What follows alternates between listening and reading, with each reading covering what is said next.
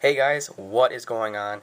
I have today for you the effects video for the Canon Powershot A2300. Now I've been meaning to get around to doing this for quite a long time now, but really haven't found the time or just didn't do it. So I have it for you right now. And if you haven't seen the review for this camera, go ahead and click on the camera itself. There will be an annotation there, so you can check out the review of this camera. I'm going to go through a list of effects, and then I'm going to show you examples of the effects through pictures or video if the effect is compatible. So let's go ahead and get started. I'm going to just turn her on there. I know lighting isn't all that great here. I'll try to do the best I can. What we're going to do is go into the function set, and this allows you to set all the functions of the camera. So program here is what we see first. And this basically allows you to set every aspect of the camera, and I mean every little detail, basically.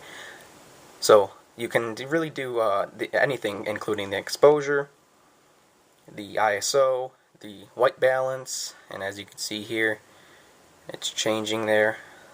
Cloudy, tungsten, fluorescent high, and custom.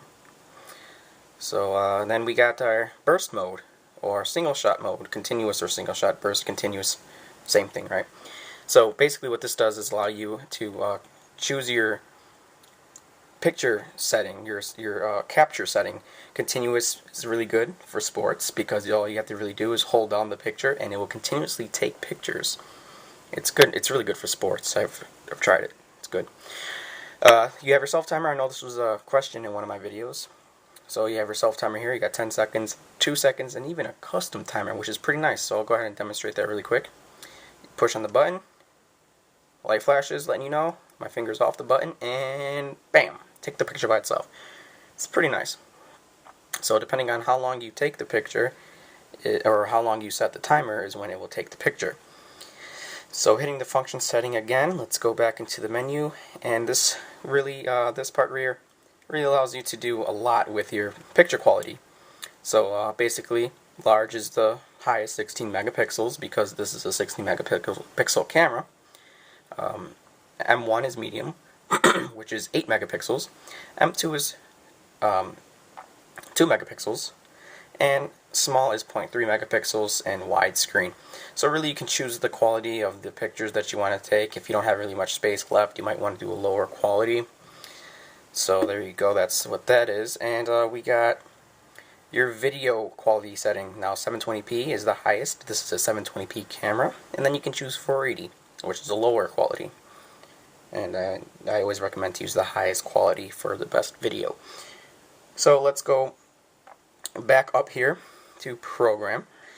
And now when you see program, you see a nice little list down here, which is even more settings. Here's the live view control, which allows you to set just 2 things here. You can really only set your self timer and the video quality. Here's your digital image stabilizer. So you can actually choose this if you find it's too shaky, and you can enable that. It's digital image stabilizer, which is fairly good. It's all right. Here's our portrait mode, and this really allows you to choose the white balance, your timer, your picture quality, and your video quality. So really all this is doing is just eliminating some settings and making it easier for you to choose settings. You got your face self timer, allowing you to adjust the exposure, the white balance, and the quality. Here's the recording pixels. You can choose. It's set at 4. It's a low light setting basically. The recording pixels is 4 megabytes is what I was trying to say. But this is the low light setting, which allows you to take pictures in low light, record in low light, and things like that. It's pretty self-explanatory. Here's the fisheye effect. Now you can kind of see this. I will take a picture just for better viewing and things like that. Now what's really cool about this is that you can actually choose the strength of the fisheye. So let's go ahead and do that. So now you see right here it's on medium. If you hit the display key or the display button, that kind of said that a little weird, you can actually choose the intensity. You can do high, low, medium, low, medium, high, high, medium, low.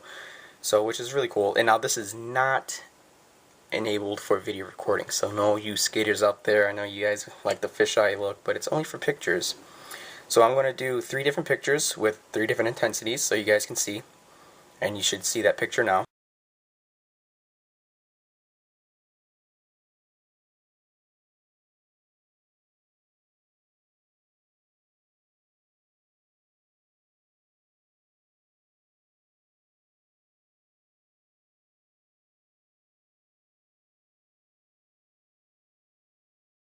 Okay, so here's the miniature effect. This shows you well, as you can see here, if you hit the display button, you can choose different intensities and things like that. But it kind of like gives you a shrunken look. It shows you a shrunken type of look, and you can choose the area in which you want to have this effect. And you can flip these, and it's all kind of weird. I'll show you a picture of this now.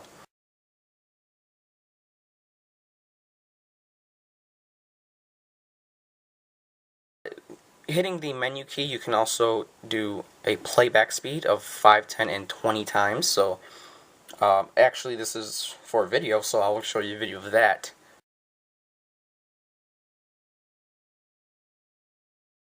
Okay, so for a better explanation of what this actually does as far as the photos go, it'll actually, if you see this white rectangle, it will only focus there, blurring out the top and the bottom, which is a really cool effect, kind of like that effect you get on Instagram or things like that. So let's go back to our list here. We have toy camera effect, and you can see it's got blurred out on the sides. It's blackened on the sides here, and I'll go ahead and show you a picture of that.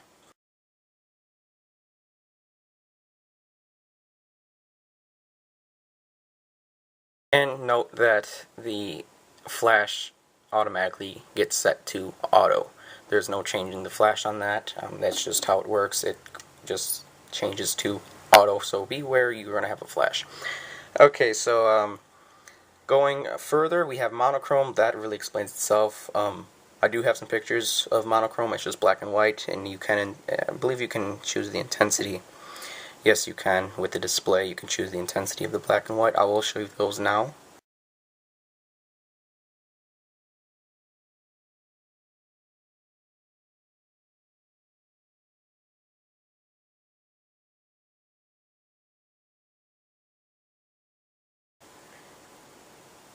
Okay, so coming back, we have super vivid, and this is really crazy. This really makes the photos, well, vivid, as you can see here. So I'll show you a picture of that.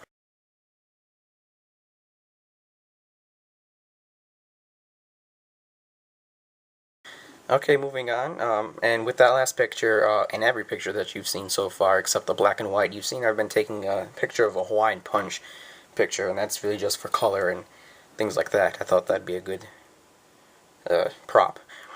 So we have a poster effect, and really this does sort of a weird type of effect. I guess it's better shown than said.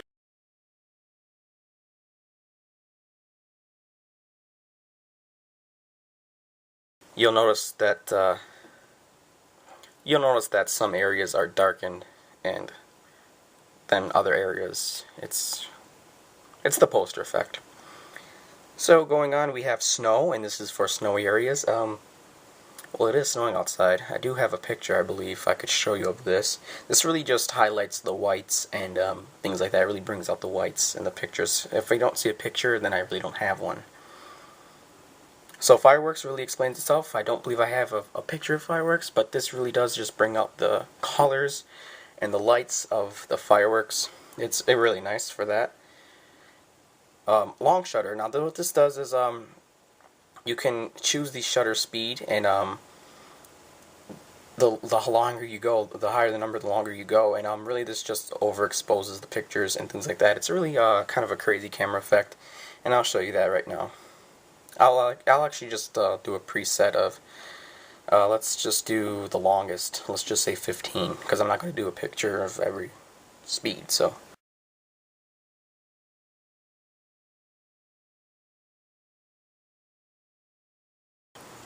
Okay, so note that when you are using long shutter, make sure it is dark. It kind of gives you a little reminder window there, because really what it does is just overexposes the picture, allowing all the light to be drawn into the lens. So, you know, you really want to make sure you have a tripod or something like that. You can even do time lapses with this. I mean, but 15 seconds isn't really that long, but that's long shutter. And here you can change the shutter speed again, just a brief recap there, all the way up to 15. Okay, so let's go back into our list, and we have discrete mode, and what this does is it turns off all the sounds of the camera. So you pranksters out there, if you're trying to prank somebody, you don't want them to hear the camera, then there you go. Iframe Movie is just a software-based program. There's software included in here. Like I said, if you want to see my review, you can go check that out. And this is really just for the software. And that ends the list there. That is all the effects for this camera. I hope you guys enjoyed this. I hope you guys found this informational and it helped you guys out. So I'll see you guys. Peace.